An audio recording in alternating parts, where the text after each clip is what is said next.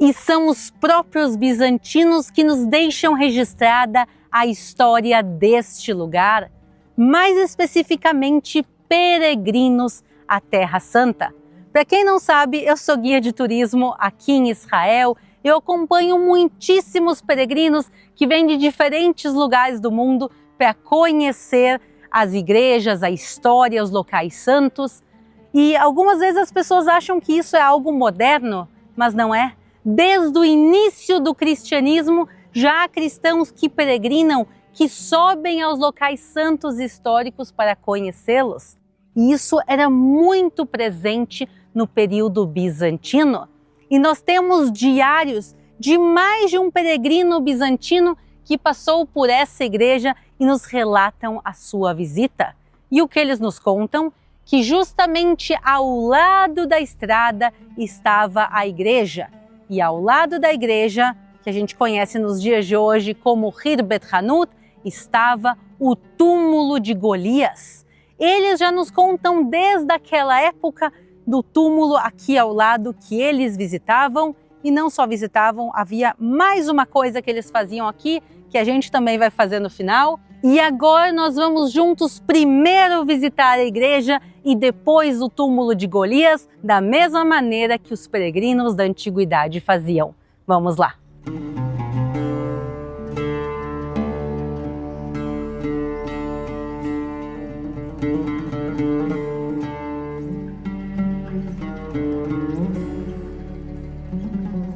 Esta era a parte central da igreja e vejam que belíssima ela era.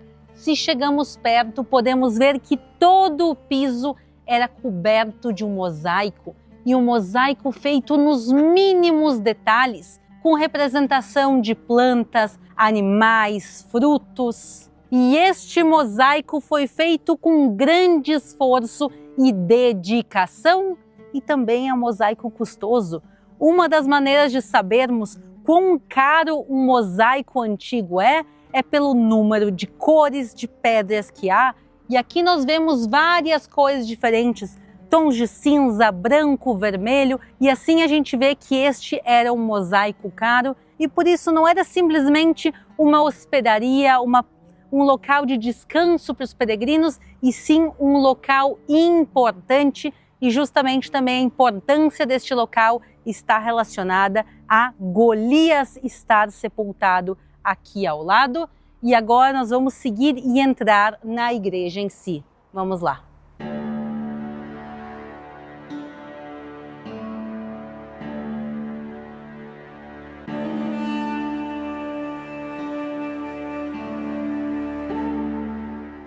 Esta igreja foi redescoberta em 1985 e então escavada pela primeira vez.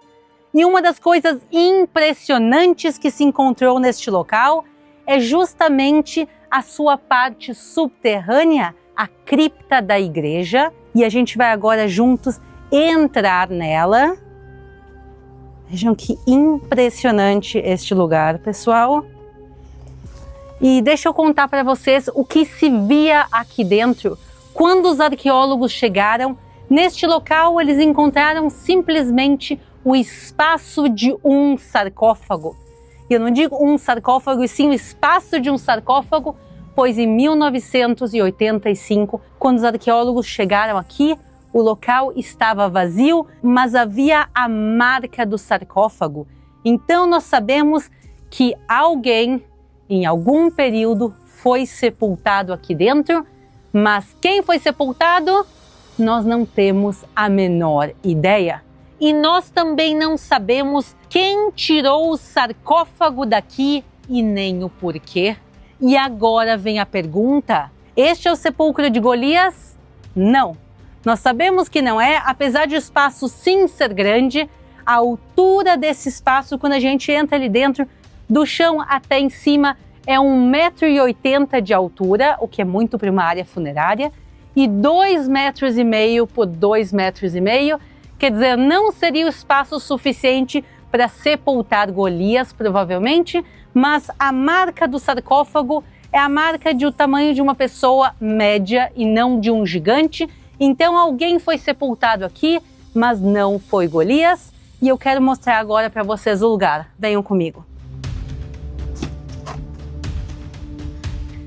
Vocês podem ver que ninguém entra aqui há muitos anos e o lugar se encheu de água, terra, pedras e por isso também não conseguimos ver a totalidade da cripta, além de ser um local que é não tão agradável de se estar aqui realmente. E isso não ajuda a responder o mistério de quem foi sepultado aqui no passado.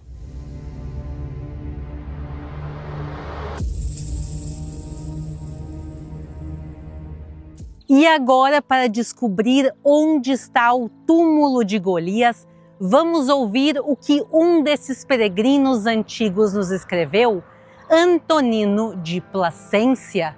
O local de descanso de Golias fica ali no meio da estrada e há uma pilha de madeira em sua cabeceira. Também há um monte de pedras, uma montanha tão grande que não resta um seixo sequer por uma distância de 32 quilômetros, pois qualquer um que passe por ali faz um gesto de desprezo, pegando 3 pedras e atirando-as em seu túmulo. Estamos ao lado da estrada e agora temos que buscar um monte feito principalmente de pequenas pedras, pois quando encontrarmos sabemos que provavelmente estaremos em frente ao túmulo de Golias. Vamos procurar.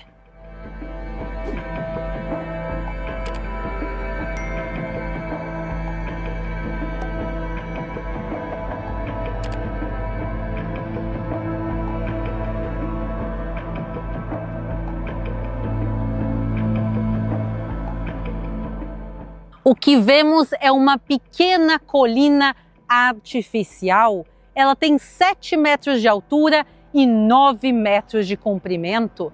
E os arqueólogos que estudaram esta área chegaram na conclusão de que, sem dúvida nenhuma, este é um monte artificial.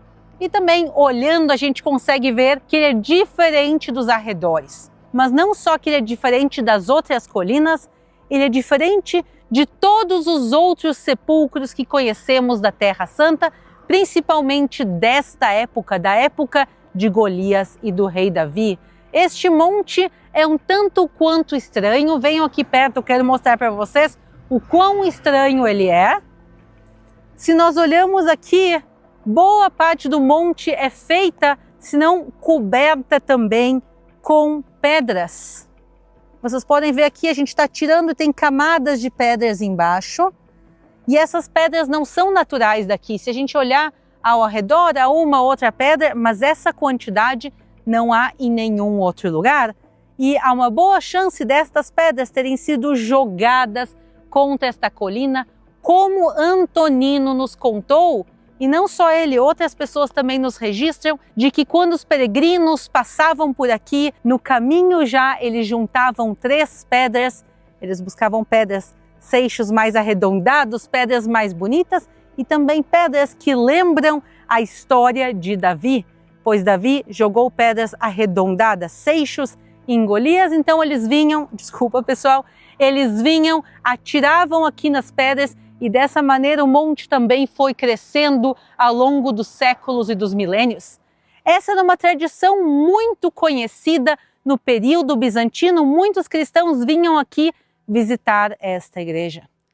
Porém, ela foi destruída por um gigantesco terremoto no século VIII e depois disso, esse local começou a cair no esquecimento, mas não completamente. Pessoas locais que viviam aqui nas cidades próximas mantinham essa tradição viva, passando a história de pai para filho, de geração em geração e contando que ali em Khirbet Hanut há a colina onde está sepultado Golias.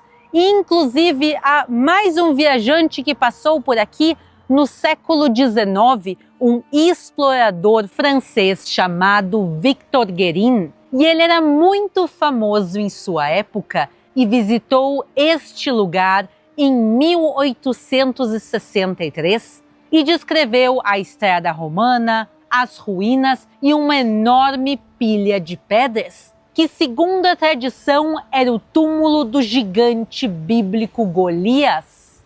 E ele também conta da tradição dos peregrinos de jogar 3 pedras sobre a pilha de pedras.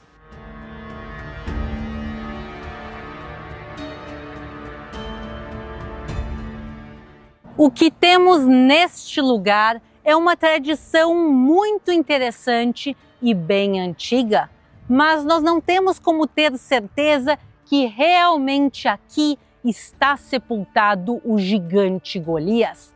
A única maneira de comprovar se é ou não neste lugar seria através de escavações arqueológicas, mas não há nenhum plano do governo de Israel de escavar aqui no futuro próximo e, sinceramente, eu acho que jamais este local vai ser escavado, pois há uma política do governo de Israel, do Ministério de Antiguidades, de não escavar em locais que é sabido que há túmulos ou há uma grande probabilidade de haver sepulcros.